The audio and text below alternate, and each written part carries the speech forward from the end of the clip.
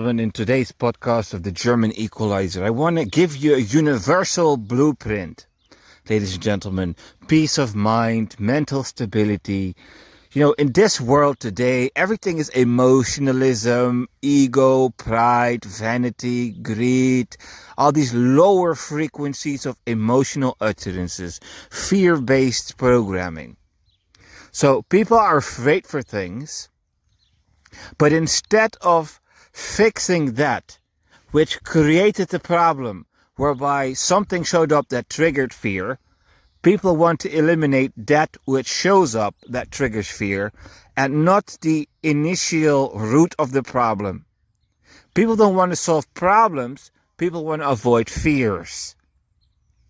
Right? People don't want to confront things. People just want to have a surface-based life where things are simplified and easy and comfortable.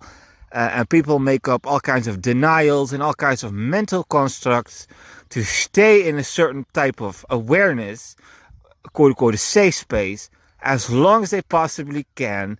And their problems get out of hand until it completely, destructively explodes.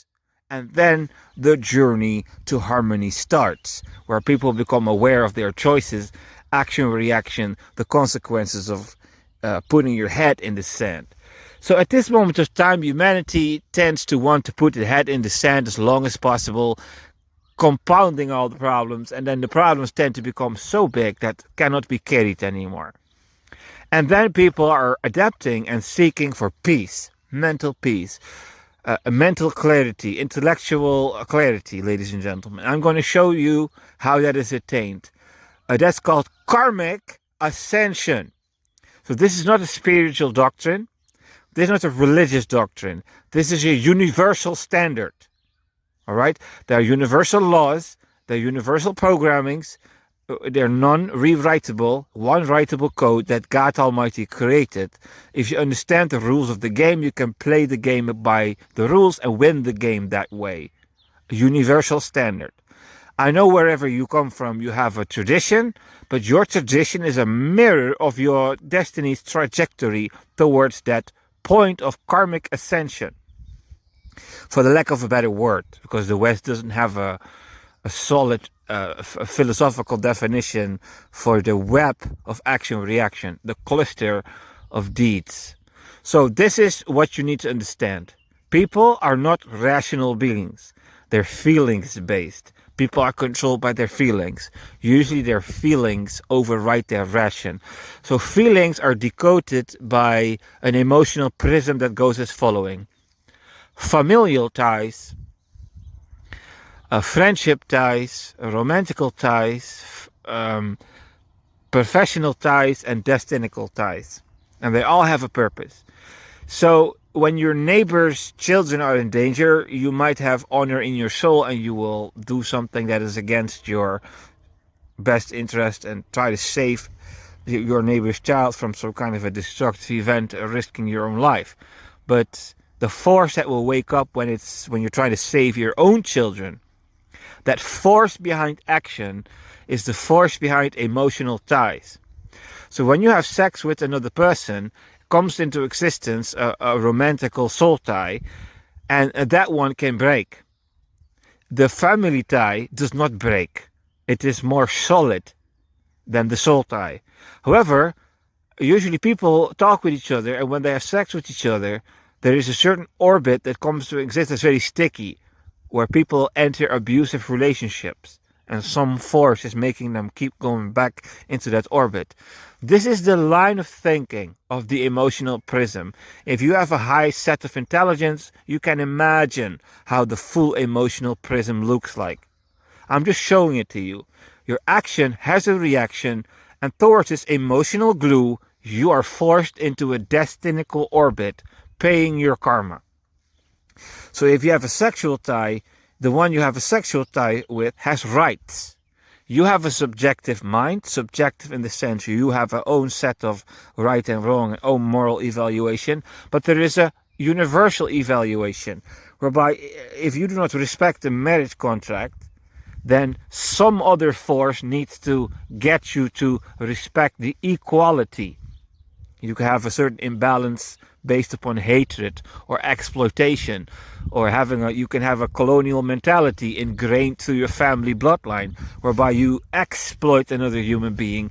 And to avoid this type of exploitation, emotional glue, the chains of karma, might force you in a certain orbit, whereby your country invests in your safety and your development, and your country can tax you by summoning you for the workforce and taxing you financially.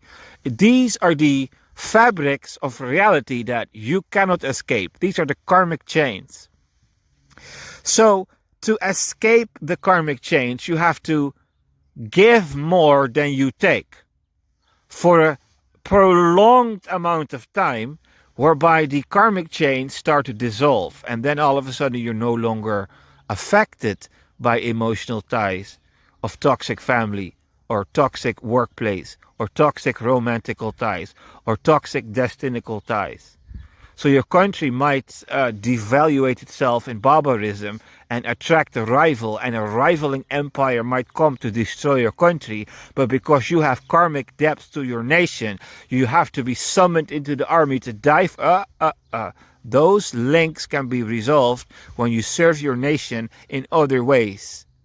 When you have a passive, entitled perception in life, then you might only be hit by the iron fist of the karmic chains.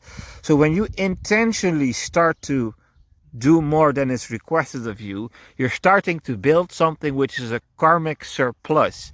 And the karmic surplus, the positive balance, will break this karmic chain and that karmic chain, and your emotional mind will get less signals from the emotional cluster, whereby all of a sudden no more stress is coming through the familiar tie system, the relationship tie system, the professional tie system. And at one point, all the ties are resolved. And then the administrating forces, whether it be collective consciousness, judicial phenomena, angels and demons, whatever you want to call it, the phenomena, lose the power to enter your destinical timeline, influencing you into a certain orbit by emotional injections. And once all the emotional injections are gone, you enter a certain a state of mind where there is no interference. And once the emotional interference because of the karmic chains disappears, once that disappears, you attain this karmic ascension point, which simply means the 0 point. And this 0 point is dynamic because you can have an office, you can be an officer, you can be an officer of the law, you can be a military officer, you can be a political officer. These factors can make the journey more complicated, because you might be battling personal karma, generational karma, national karma, the karma of your office, your job, the familiar karma of your partner. All these factors might condense the negative amount that you need to purify to attain this karmic ascension point. The moment you attain this karmic ascension point, all the emotional energy will disappear. Frustration through the cycles will no longer be that pushing force. You will enter a certain type of, some kind of a cloudy, airish air, some kind of a transparent, gravity-like cloud, because all these combusting, forcing, pressuring emotional energies are gone, dissipated, the chains are gone. You will still sense certain forces, like the forces behind gravity. Things you would not notice because your awareness is clouded by the karmic energies that manifest as emotional impulses through the soul time map, the emotional cluster map, the karmic chains. So when the karmic chains are gone, you become receptive to other frequencies of emotional energy. For example, the frequency of emotional energy in gravity, which feels like a cloud where everything is sitting on. Everything is made straight by gravity, like everything is sitting on a cloud. And this cloud keeps everything straight. That's gravity.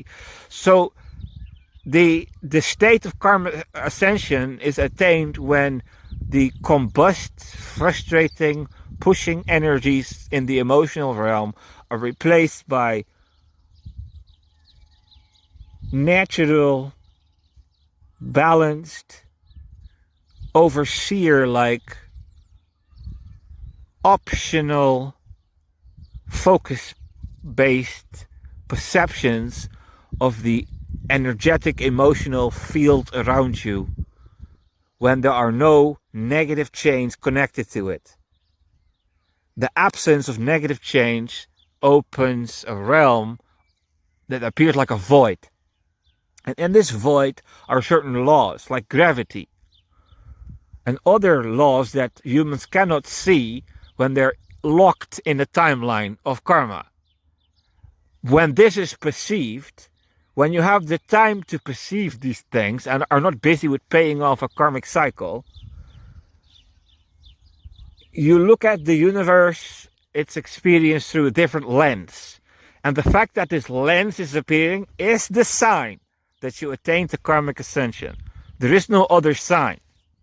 This is the sign that the soul tie cluster has been purified and karma is no longer there.